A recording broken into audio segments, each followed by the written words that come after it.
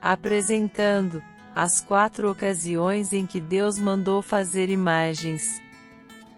Se temos entre nossos familiares ou amigos próximos algum protestante, é muito provável que alguma vez nos disseram que nós católicos estamos errados por termos imagens. É normal que, com a melhor intenção do mundo mas com muito desconhecimento das Escrituras, esta pessoa nos tenha mostrado aquela famosa passagem em que Deus proíbe a construção de imagens. Não farás para ti escultura, nem figura alguma do que está em cima, nos céus, ou embaixo, sobre a terra, ou nas águas, debaixo da terra. Não te prostrarás diante delas e não lhes prestarás culto. Eu sou o Senhor, teu Deus, um Deus zeloso que vinga a iniquidade dos pais nos filhos, nos netos e nos bisnetos daqueles que me odeiam. Voltaremos nesta passagem mais tarde, já que queremos focar em um fato curioso em que os protestantes deixaram passar: Deus mandou fazer imagens. Temos aqui 4 ocasiões em que Deus mandou fazer imagens. Primeira ocasião, Êxodo capítulo 25, versículos de 16 a 22. Porás na arca o testemunho que eu te der, farás também uma tampa de ouro puro, cujo comprimento será de 2 covados e meio, e a largura de 1 côvado e meio. Farás 2 querubins de ouro, e os farás de ouro batido, nas 2 extremidades da tampa, um de um lado e outro de outro, fixando-os de modo a formar uma só peça com as extremidades da tampa.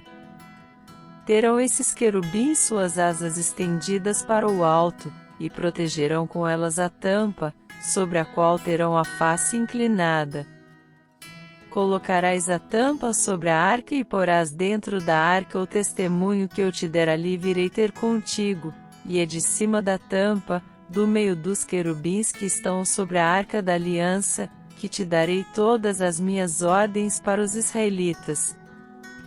Segunda ocasião, Números capítulo 21, versículos 8 e 9. E o Senhor disse a Moisés: Faze para ti uma serpente ardente e mete-a sobre um poste.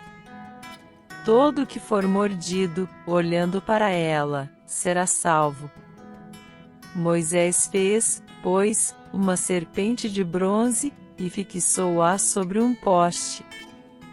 Se alguém era mordido por uma serpente e olhava para a serpente de bronze, conservava a vida. Terceira ocasião, primeiro livro de Reis capítulo 6, versículos de 23 a 27.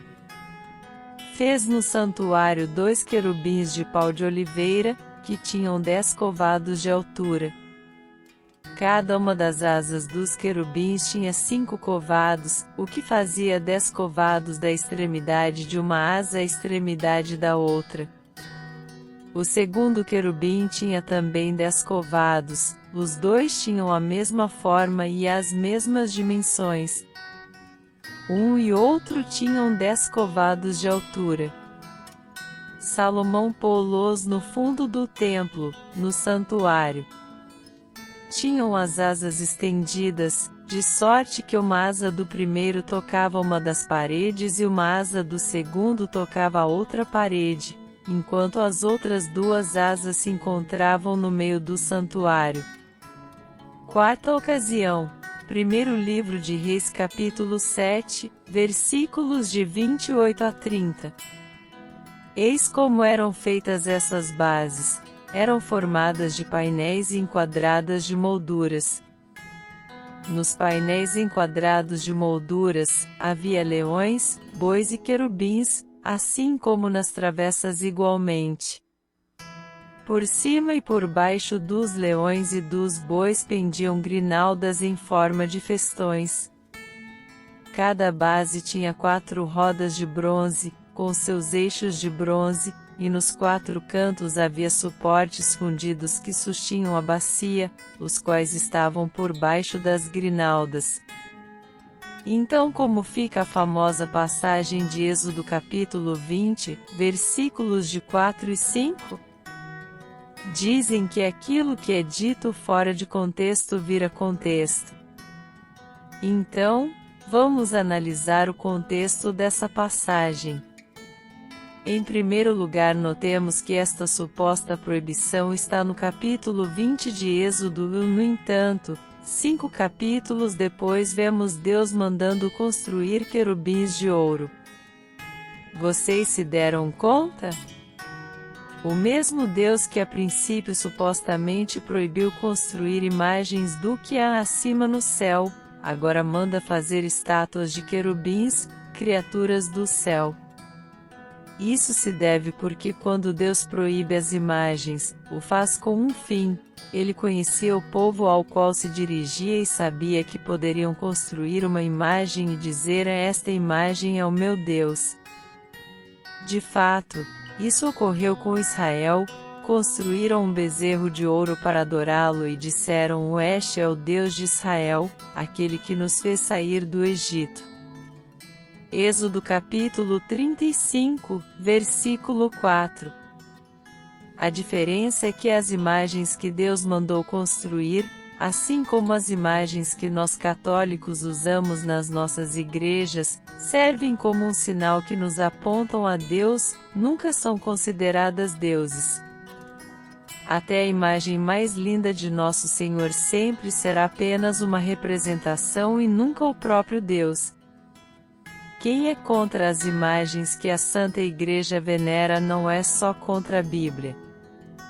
É também contra o bom senso.